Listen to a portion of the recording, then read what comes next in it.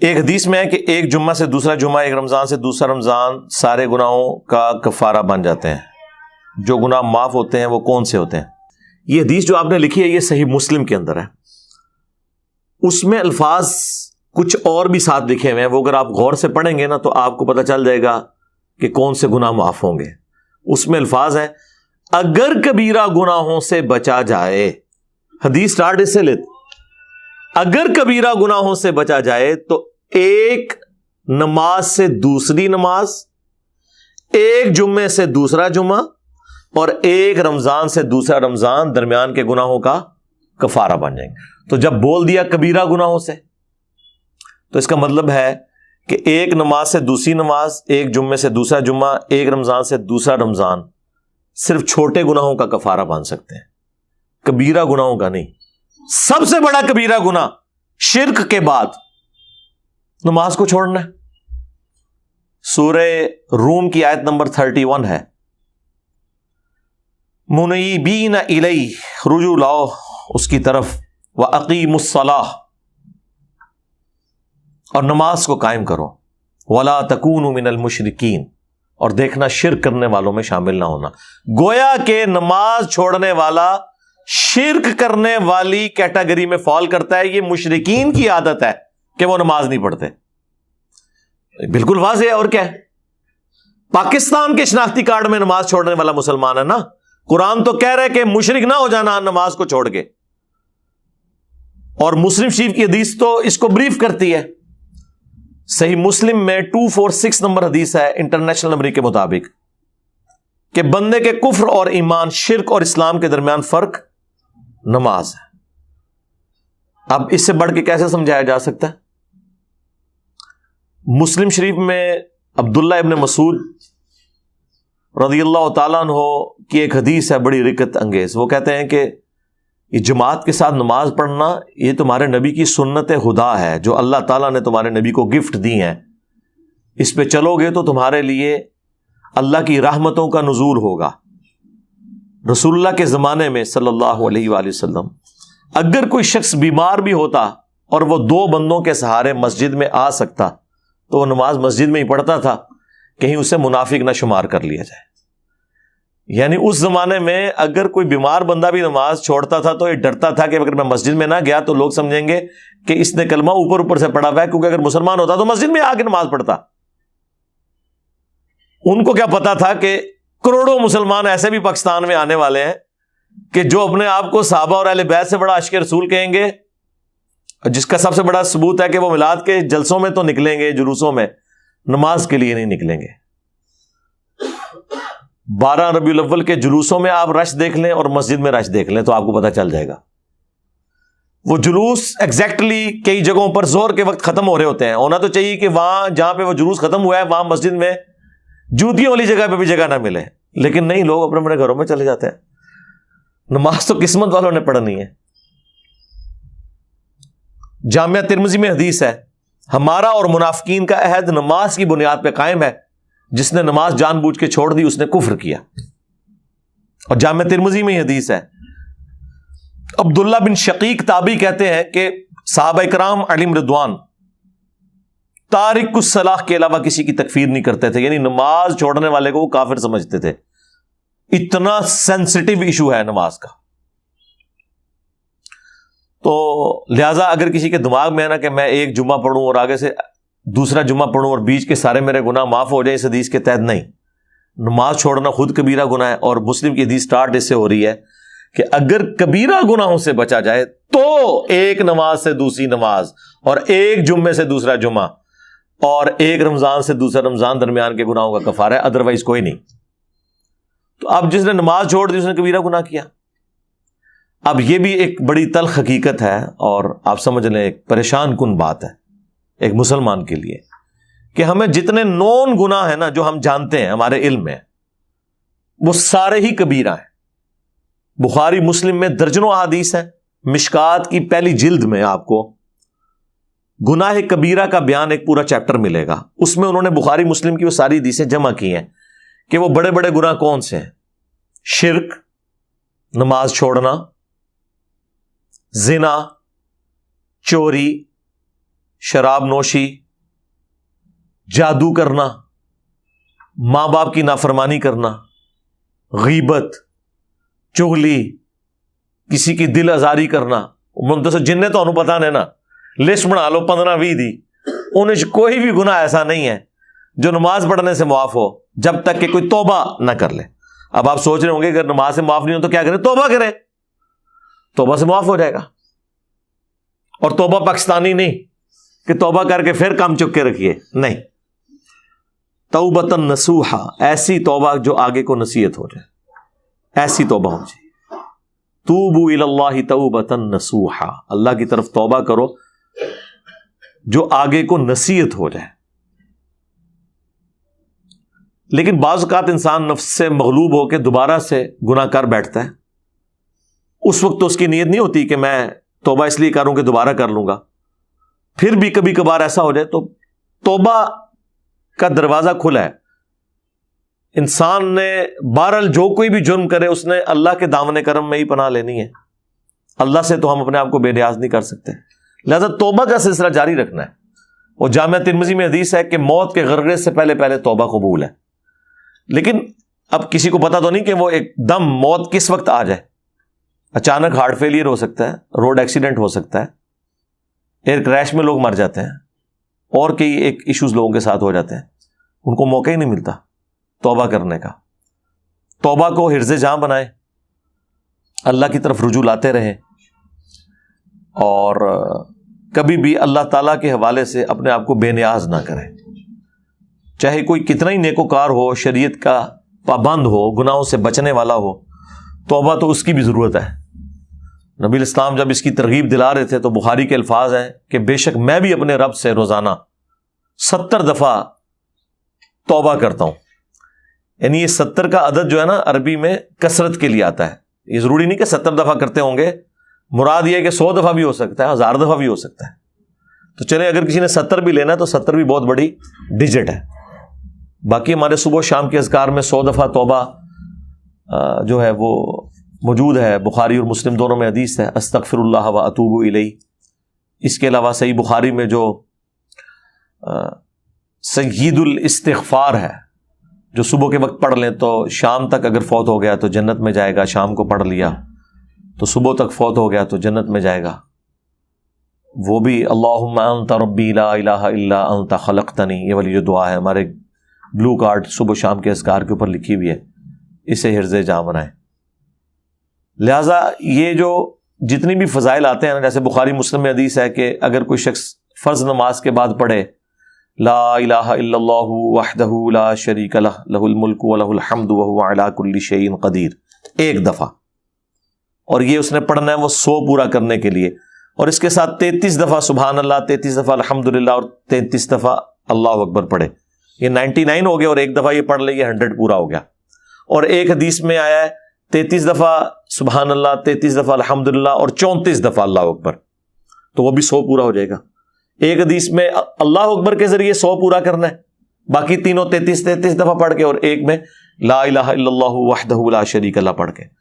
تو اللہ تعالیٰ ایسے شخص کے سارے گناہوں کو معاف کر دے گا، اگرچہ سمندر کی جھاگ کے برابر ہی کیوں نہ ہو. لیکن یہاں بھی مراد صغیرہ گناہ ہے، جو کبیرہ گناہ ہے. مثلا صغیرہ گناہ آپ سوچ سکتے ہیں کہ مثلاً بد نگاہی ہو گئی کسی سے، جان بوجھ کے نہیں کی لیکن وہ اس سے ان انٹینشنلی کوئی معاملہ ہو گیا. جو صحیح مسلم میں حدیث ہے کہ میرے رب نے مجھے حکم دیا ہے کہ اگر میری نگاہ یوں پڑ جائے تو میں فوراً اسے ہٹا لوں. اس طرح کے معاملات بعض اوقات ہو جاتے ہیں انسان سے. انجانے میں کوئی ایک جملہ ایسا بول دیے جس کی وجہ سے کسی کی دل آزاری ہوگی، یہ نیت نہیں تھی اور پتہ بھی نہیں چلا اسے. تو یہ اس طرح کے جو معاملات، ایک تو ہے جان بوجھ کے کرنا، وہ تو کبیرہ گناہ ہے. اس طرح کی جو چھوٹی موٹی چیزیں ہیں نا، وہ نیک اعمال سے آٹومیٹکلی گناہ معاف ہو جاتے ہیں. ٹھیک ہے، وہ تو قرآن میں واضح موجود ہے کہ دن کے دونوں کناروں کے اوپر نماز کو قائم رکھو، بے شک نیکیاں گناہوں کو مٹا دیتی ہیں. اور اس کانٹیکسٹ میں بخاری مسلم میں حدیث ہے، اس آیت کو حضور نے تلاوت کیا تھا اس موقع پر، اور مسلم میں ذرا تفصیل کے ساتھ ہے. جب ایک صحابی نے کہا کہ میں نے آج ایک غیر محرم عورت کو گلے لگا لیا راہ چلتے ہوئے کسی گاؤں ایریا میں دور دراز، لیکن میں نے اس کے ساتھ یعنی وہ انٹر کورس والا معاملہ نہیں کیا تو آپ مجھے پاک کر دیں. حضور علیہ السلام تھوڑی دیر خاموش رہے اور پھر یہ آیات نازل ہوئی اللہ کی طرف سے. پھر آپ نے وہ سوال کرنے والے کو بلایا اور آیات تلاوت کی کہ ٹھیک ہے نماز پڑھو اللہ تعالیٰ معاف کرے گا. اب اس کا مطلب یہ نہیں کہ کوئی شخص یونیورسٹیز میں کالجز میں ڈیٹے مارتا رہے اور اینڈ پہ نماز پڑھے اور کہ جی معاف ہو گیا. نہیں, ایک دفعہ ہی واقعہ ہوا ہے. اس پہ اجماع ہے کہ کسی چھوٹے گناہ کو بار بار کرنا یہ خود کبیرہ گناہ ہے. یہ ذہن میں رکھیے گا. ایک ان انٹینشنلی ایک چیز ہوگی وقتی طور پر, ایک پورے پلان کے ساتھ آپ بار بار کرتے ہیں کہ خیر ہے اس میں کیا حرج ہے. تو اس میں بھی اجماع ہے کہ جو چھوٹے گناہ لوگ تصور کیے ہوئے ہوتے ہیں ان کو پوری انٹینشن کے ساتھ بار بار کرنا یہ بھی کبیرہ گناہ ہے. اور یہ توبہ والا بھی جو کنسپٹ ہے نا پاکستان میں, یہ مجھے نہیں سمجھ آتی ہے کون سی توبہ انہوں نے بنائی ہوئی ہے. اللہ تعالیٰ تو جو توبہ کا کنسپٹ بیان کرتا ہے نا وہ تو یہ ہے کہ جو شخص اپنے گناہ کے اوپر شرمندہ ہو, اس کے بعد اللہ کی طرف رجوع لائے اور اپنی اصلاح کر لے تو تب اس کی توبہ قبول ہوگی.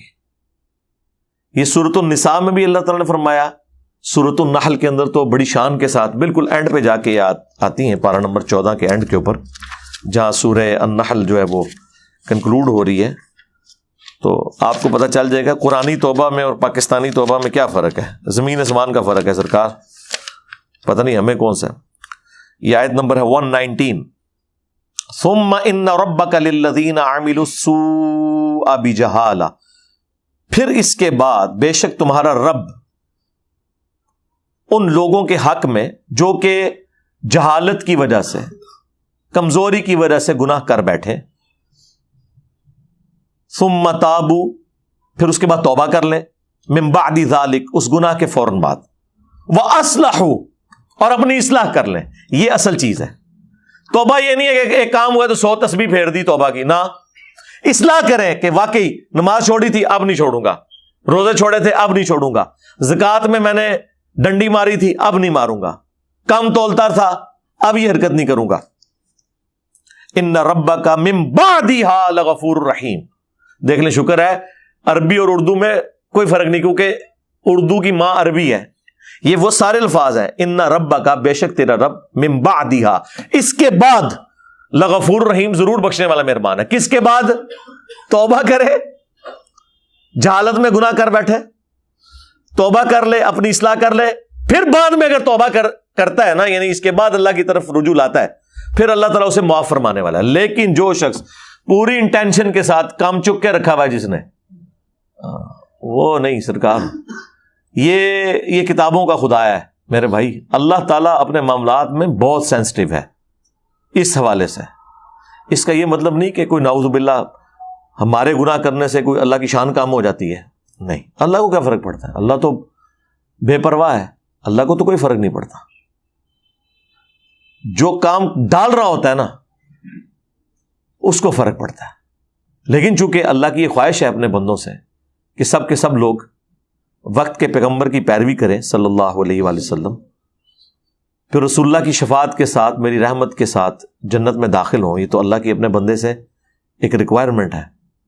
اس لیے اللہ تعالیٰ ہمارے ساتھ ہمدردی کر رہا ہوتا ہے کہ بھئی میں تو اپنے روز میں بڑا سخت ہوں, میں نے تو کوئی لحاظ نہیں کرنا, میری تو نہ کسی پیغمبر کے ساتھ کوئی رشتہ داری ہے, نہ کسی فرشتے کے ساتھ, نہ کسی بڑے سے بڑے انسان یا جن کے ساتھ. میں اپنے روز کے اندر بہت اسٹرکٹ ہوں, لہٰذا تم نے اپنے آپ کو سدھار لینا ہے. اس لیے توبہ کے حوالے سے کانشیس رہا کرے, اللہ کی طرف رجوع لاتے رہے, خصوصاً جب کبھی کوئی مس ہینڈلنگ ہو ایٹ دا اسپاٹ, اس وقت تو آپ نے توبہ کرنی ہے. ایک اور آیت ہے سورہ النساء کی, میں وہ بھی یہاں پہ کور کر دیتا ہوں, وہ بھی بڑی رکت انگیز ہے. لیکن سرکار یہ تو ان لوگوں کے لیے نا جو قرآن پڑھتے ہیں, جنہوں نے قرآن کبھی کھولا ہی نہیں ہے, جن کو یہ پتہ ہی نہیں ہے کہ اللہ تعالیٰ کی اپنے بندوں سے کیا ڈیمانڈ ہے. آیت نمبر ہے 17. انما التوبۃ علی اللہ, اللہ تعالیٰ کے ذمہ کرم پہ ہے ایسے لوگوں کی توبہ قبول کرنا. اللہ دیکھیں اپنے اوپر خود واجب کر رہا ہے. اللہ بھی کوئی چیز واجب کر سکتا ہے؟ اللہ کہتا ہے یہ میرے اوپر ذمہ داری ہے کہ میں ایسے لوگوں کی توبہ ضرور قبول کروں گا. یعملون السوء بجہالہ، جو جہالت کی وجہ سے اگنورنس میں گناہ کر بیٹھے. اچھا قرآن تو جان بوجھ کے گناہ والے معاملے کی طرف جاتے ہی نہیں. قرآن تو کہتا ہے بھول کے کر لیا. ہو اللہ کا بندہ، پیغمبر کا ماننے والا صلی اللہ علیہ وآلہ وسلم، اور اتنی دلیری دکھائے کہ گناہ کر بیٹھے. ثم یتوبون من قریب، پھر فوراً ہی توبہ کر لے. من قریب، ایک قریب اردو میں بھی استعمال ہوتا ہے. فاولئک یتوب اللہ علیہم، تو ایسے لوگ ہیں جن کی طرف اللہ تعالی رجوع فرمائے گا، ان کی توبہ قبول کرے گا. اچھا اللہ کا بھی نام ہے التواب. بندہ بھی توبہ کرتا ہے اور اللہ بھی توبہ کرتا ہے. بندے کی توبہ یہ ہے اللہ کی طرف رجوع لانا گناہ کر کے، اور اللہ کی توبہ یہ ہے کہ اللہ تعالی بندے کی طرف رجوع لاتا ہے کہ اچھا اب آ گیا تو چل تجھے معاف کیا. توبہ کا معنی جو ہے وہ ہے رجوع لانا. بندہ اللہ کی طرف لاتا ہے، اللہ بندے کی طرف. وَكَانَ اللَّهُ عَلِيمًا حَكِيمًا، اور اللہ تعالیٰ علم والا، حکمت والا، یعنی اسے پتہ سب کچھ ہے. حکمت ہے کہ ڈھیل دیتا ہے. بخاری مسلم میں حدیث ہے، مسلم میں تو بڑے شان کے ساتھ آئی ہے کہ جو شخص گناہ کرنے کے بعد توبہ کرتا ہے تو اللہ تعالیٰ کو اس بندے سے ایسی خوشی ہوتی ہے جیسا کہ ایسا شخص جو کہ کسی ریگستان میں ہو اور اس کا سارا ساز و سامان ایک اونٹ کے اوپر لدا ہوا ہو. تھوڑی دیر کے لیے آرام کے لیے بیٹھے، آنکھ لگ گئی اور اونٹ غائب. جب اٹھا تو پریشان کہ اب تو موت سامنے ہے، کیونکہ ریگستان میں تو نہ پانی نہ کھانا. کئی ہفتے تک اونٹ تو سفر کر لیتا ہے کیونکہ اس نے پانی سٹور کیا ہوتا ہے اندر، اللہ نے اس کو بنایا ایسا ہے. انسان تو مر جائے گا بغیر پانی کے.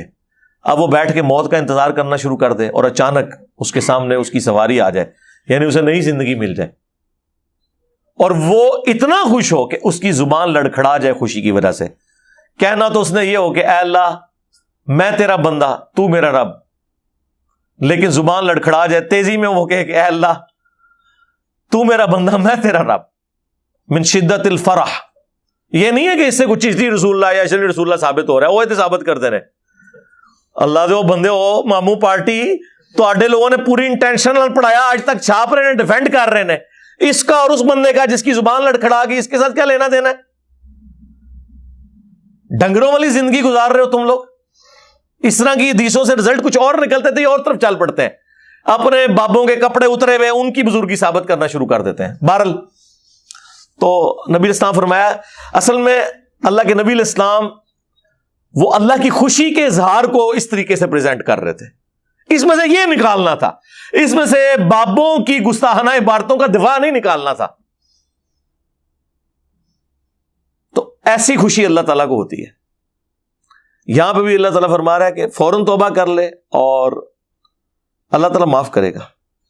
وَلَيْسَتِ التَّوْبَةُ لِلَّذِينَ يَعْمَلُونَ السَّيِّئَاتِ، اور ایسے لوگوں کی تو کوئی توبہ ہے ہی نہیں. یہاں اللہ نے سائملٹینیس کنٹراسٹ بھی بیان کر دیا ہے کہ جو گناہ کریں حَتَّى إِذَا حَضَرَ أَحَدَهُمُ الْمَوْتِ، یہاں تک کہ ایسے گناہگار شخص میں سے کسی کو جب موت آئے، قَالَ إِنِّي تُبْتُ الْآنَ، تو کہ یا اللہ معاف کر دے.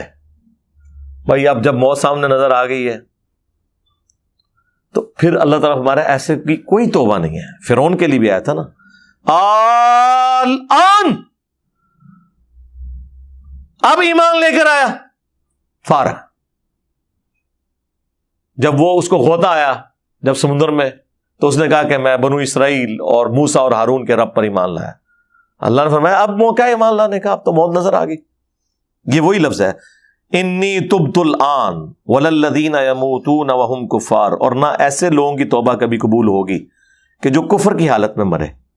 اب اس سے مراد یہ ہے کہ آخرت میں گناہگار مسلمان کے تو چانس ہیں کہ اس کو اللہ تعالیٰ عذاب کے بعد یا رسول اللہ کی شفاعت کے ساتھ یا اپنی رحمت کے ساتھ معاف کر دے، لیکن اللہ تبارک و تعالی جو شخص کفر کی حالت میں دنیا سے گیا، آخرت میں نہ اپنی رحمت سے نہ رسول اللہ کی شفاعت سے اسے معاف کرے گا. اس لیے یہاں ذکر ہے اولئک اعتدنا لهم عذابا علیما، ایسے لوگوں کے لیے دردناک عذاب اللہ تعالیٰ نے تیار کر رکھا ہے. اللہم لا تجعلنا منہم، اللہم اجرنا من النار، اللہم انا نسألک جنت الفردوس مع النبیین والصدیقین والشہداء والصالحین، آمین۔ تو توبہ اس کی قبول ہے جو فوراً توبہ کر لے، اپنی اصلاح کر لے، یعنی پاکستانی توبہ نہ کرے، صحیح والی توبہ کرے جیسا کہ توبہ کرنے کا حق ہے۔ پھر اللہ سے، وہ تو اللہ نے سورہ الانعام میں فرمایا ہے کہ میں نے اپنے اوپر لازم کر لیا ہے کہ ہر حال میں رحم ہی کروں گا، اور بخاری مسلم کی حدیث سے اللہ تعالیٰ نے مخلوقات کی پیدائش سے پہلے اپنے پاس عرش پہ یہ عبارت لکھ لی تھی کہ میری رحمت میرے غضب پر سبقت لے جائے گی۔ اب دیکھیں یہ کتنا بڑا ایسٹ ہے ہمارے لیے، اللہ کی رحمت اور غضب برابر بھی ہوتے تب بھی ہم مارے جاتے۔ وہی گل عدل کریں تے تھر تھر کمن اچیاں شانہ والے، فضل کریں تے بخشے جاون میں ورگے منہ کالے۔ یعنی اگر تو عدل کرنے پہ آئے تو بڑی بڑی شانوں والے بھی نفسی نفسی کر رہے ہوں گے قیامت کے دن، اور اگر تو فضل کرنے پہ آئے تو ہمارے جیسے گناہگار بھی، ان کے لیے بھی معافی کی کوئی صورتحال بن جائے گی۔ صرف اعمال نہیں رحمت بھی، صرف رحمت نہیں اعمال بھی۔ یہ ہو نہیں سکتا کوئی کسان جو ہے وہ اپنی زمین میں ہل نہ چلائے اور بیج نہ بوئے اور کہے کہ رحمت کی وجہ سے خود بخود گندم نکل آئے گی، یعنی بارش کی وجہ سے۔ بارش کی وجہ سے گندم کی فصل اسی کی نکلے گی جس نے ہل چلا کر بیج بویا ہوگا، اور صرف بیج بونے سے بھی کچھ نہیں ہونا جب تک کہ رحمت نہ ہو۔ اسی لیے بخاری مسلم میں حدیث ہے، نبی علیہ السلام نے فرمایا کوئی شخص بھی محض اپنے اعمال کی بنیاد پہ جنت میں داخل نہیں ہو سکتا۔ ایک صحابی نے جرأت کر کے پوچھا یا رسول اللہ آپ بھی، آپ سے زیادہ پرفیکٹ اعمال کسی کے نہیں؟ آپ نے فرمایا ہاں میں بھی، جب تک میرے رب کی رحمت مجھے ڈھانپ نہ لے۔ دیکھیں حضور نے اپنے آپ کو کتنا نیچے کیا، کیونکہ اللہ کے ساتھ بات ہو رہی تھی، یہ بات کرنے والے اللہ کے پیغمبر تھے۔ یہ کون سا کوئی ایسا صوفی تھا جڑا جی چھڑ دو عبد القادر پہ گیا جی؟ ہاں یہی پہننے نے پیغمبروں کا ایٹیچیوڈ یہی ہوتا ہے کہ جب تک میرے رب کی رحمت مجھے ڈھانپ نہ لے میں بھی جنت میں نہیں جاؤں گا۔ پیغمبر یہ نہیں کہتے کہ میں ادھر تک جانا ہی جب تک میں سارے اپنے مرید نال نہ لے جاؤں۔ پیغمبروں کو تو اللہ کا تعارف ہے، ان جاہلوں کو تو تعارف ہی نہیں نا۔ ایک جاہل آدمی جس کو پتہ ہی نہیں کہ اللہ کون ہے، ٹھیک ہے، تو وہ جو مرضی بڑھ کے مارتا رہے، اسے کیا پتا کہ بھئی کس ہستی کے بارے میں بات کر رہا ہے۔ تو جاہل آدمی کی باتوں کو آپ اس طرح ہی سمجھیں جیسا یہ چرسی اور پاؤڈری اور جو نشئی لوگ ہیں نا، جو منہ میں آتا ہے بولتے ہیں، انہیں گراؤنڈ ریئلٹیز کا پتہ ہی نہیں ہے۔ ان لوگوں کا بھی یہی حال ہے۔ اللہ کا تعارف تو پیغمبروں کو ہوتا ہے، اور پیغمبر جو ہے وہ اپنی امتوں کو ان کتابوں کی روشنی میں جو اللہ ان پہ نازل فرماتا ہے وہ کرواتے ہیں۔ ان بیچاروں کا کیا لینا دینا، نہ انہیں اللہ کا تعارف، نہ انہیں آخرت کا تعارف، نہ انہیں یہ پتا کہ مرنے کے بعد کتنے مشکل معاملات ہونے والے ہیں، ورنہ تو انسان اپنی جان کی فکر کرتا ہے۔ اس کانٹیکسٹ میں مجھے بائی چانس ایک اور آیت بھی یاد آ گئی سورۃ الحجر کی۔ ہاں جی، یہ آیت نمبر ہے جی 49 سورۃ الحجر۔ نبئ عبادی انی انا الغفور الرحیم، اے نبی میرے بندوں کو خبر دے دو، خبر دے دو انہیں کہ بے شک میں بخشنے والا، رحم فرمانے والا ہوں بہت زیادہ۔ وَأَنَّ عَذَابِي هُوَ الْعَذَابُ الْأَلِيمُ، لیکن میرا جو عذاب ہے نا وہ بھی بہت دردناک ہے۔ تصویر کا ایک رخ نہیں بیان ہوا، یہاں پہ کہتا ہوں جو اللہ بڑا غفور رحیم ہے، اور اس کا مطلب یہ نکالتے ہیں کہ کام چک کے رکھو، جو کچھ بھی ہے تیرے محبوب کی امت سے ہے۔ نہیں، قرآن میں اللہ کا غفور الرحیم ہونا اس بندے کے حق میں ہے جو اللہ کی طرف رجوع لے آئے گناہ کرنے کے بعد۔ جو باغی ہے نا اس کے لیے پورے قرآن میں کوئی آیت موجود نہیں ایسی کہ کام چک کے رکھو تو میں معاف کر دوں گا۔ سورہ زمر میں آیا کہ اے نبی علیہ السلام جنہوں نے اپنی جانوں پر ظلم کیا، میرے ان بندوں کو خبر دے دو کہ اللہ کی رحمت سے نا امید نہ ہو، لا تقنطوا من رحمت اللہ، بے شک اللہ تعالیٰ سارے گناہوں کو معاف کر دے گا۔ لیکن یہ ان لوگوں کے لیے ہے کہ جو رجوع لانا چاہیں، یہ نہیں ہے کہ وہ دنیا بھی اپنی مرضی کی گزاریں اور آخرت بھی اپنی مرضی کی۔ نہ سرکار، دنیا اگر اپنی مرضی کی گزاریں گے پھر آخرت اللہ کی مرضی کی ہوگی، اور اگر دنیا آپ نے اللہ اور اس کے محبوب صلی اللہ علیہ وآلہ وسلم کی مرضی کی گزاری پھر آخرت آپ کی مرضی کی ہوگی۔ ہاں، پھر آپ کو اللہ تعالیٰ جنت میں وہ مقام دے گا کہ جو خواہش کریں گے وہ چیز ہو جائے گی، لیکن اس کے لیے شرط یہ ہے کہ دنیا آپ نے اللہ کی مرضی کی گزارنی ہے۔ اللهم انا نسألك جنة الفردوس مع النبيين والصديقين والشهداء والصالحين آمين. استغفر الله الذي لا إله إلا هو الحي القيوم وأتوب إليه آمين.